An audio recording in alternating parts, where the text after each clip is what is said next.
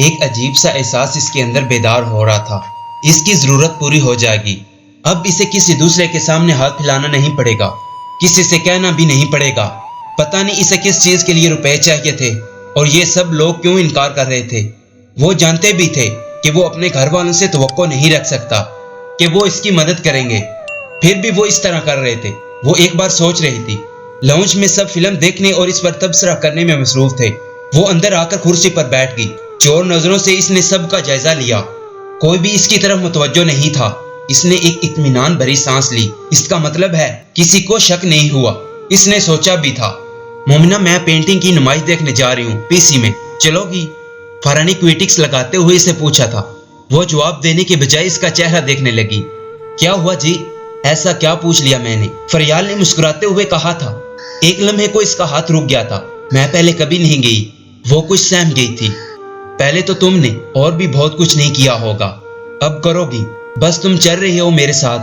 اصل میں واصف نے مجھے نظر ثانی کیا ہے، وہ بھی لنچ کے بعد ادھر ہی آ رہا ہے۔ اس نے مومنہ کو بتایا تھا میں کپڑے چینج کر لوں۔ چند منٹ سوچنے کے بعد اس نے فریال سے پوچھا، خدا کا خوف کیا کرو مومنہ، کیا ایسے کاموں کے لیے بھی اجازت لی جاتی ہے؟ بظاہر ہے باہر تو جا رہے ہیں، گھر کے کپڑوں میں تو نہیں جائیں گے، کپڑے بدل کر ہی جائیں گے، اور اس کام کے لیے مجھ سے پوچھنے کی کیا ضرورت ہے؟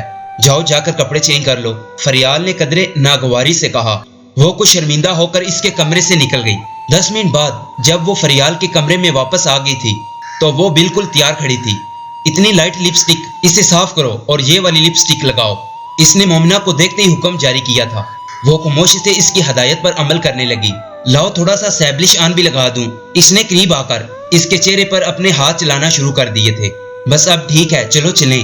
چند منٹوں بعد فریال نے اس کے چہرے پر نظر ڈالتے ہوئے کہا تھا۔ وہ فریال کے پیچھے چلتی ہوئی باہر آ گئی۔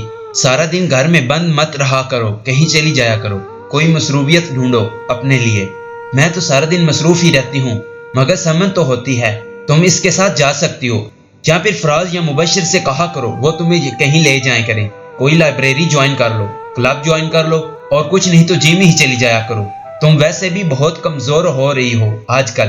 فریال گاڑی ڈرائیو کرتے ہوئے مسلسل اسے ہدایات دے رہی تھی۔ وہ خاموشی سے سن رہی تھی۔ مگر میرا دل نہیں چاہتا۔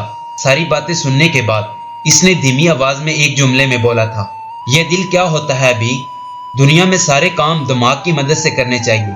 مومنہ نے اس کے چہرے پر نظر دوڑائی۔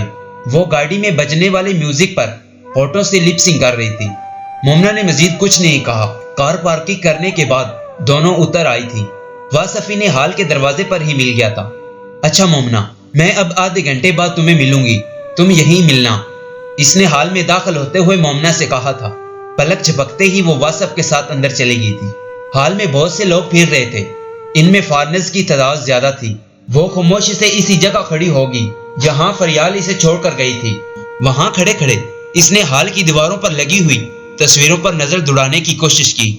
دور سے گیلری کی دیواروں پر لٹکے ہوئے فریم ہی نظر آ رہے تھے، یا پھر اپنے سامنے کھڑے ہوئے لوگوں کی پشتیں۔ تصویریں نظر نہیں آ رہی تھیں۔ اسے تصویروں سے کوئی دلچسپی بھی نہیں تھی۔ اسے شاید کسی بھی چیز میں کوئی دلچسپی نہیں تھی۔ گھر سے باہر آنا جانا اس کے لیے بہت مشکل کام تھا۔ وہ صرف کالج یا اسکول ہی جانے کے لیے گھر سے نکلا کرتی تھی، اور وہاں سے واپس آ کر وہ دوبارہ کہیں بھی جانے کی خواہش مند نہیں ہوتی تھی۔ جب ابو شام کو باقی گھر والوں کے ساتھ اسے پارک یا کہیں اور سیر و تفریح کے لیے لے جاتے تھے تو وہاں جا کر بھی بچوں کی طرح کھیلنے کے بجائے ایک کونے میں چپ چاپ بیٹھی رہتی۔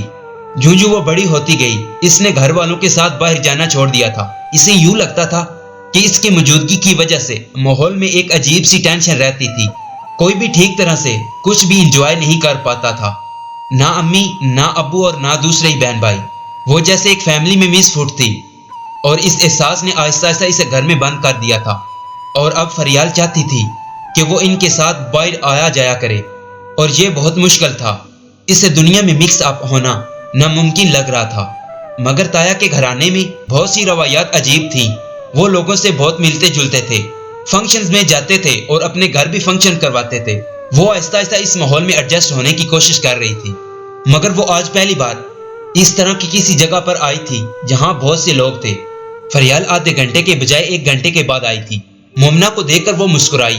سوری بھی، مجھے کچھ دیر ہو گئی تھی، مگر ایسی جگہوں پر دیر ہو جاتی ہے۔ خیر کیسی لگی تمہیں یہ نمائش؟ اس نے مومنہ کے ساتھ باہر نکلتے ہوئے کہا۔ پتہ نہیں، کیا مطلب؟ تصویریں اچھی نہیں لگی. میں نے تصویریں دیکھی ہی نہیں. میں تو آپ کا انتظار کر رہی تھی وہاں کھڑے ہو کر.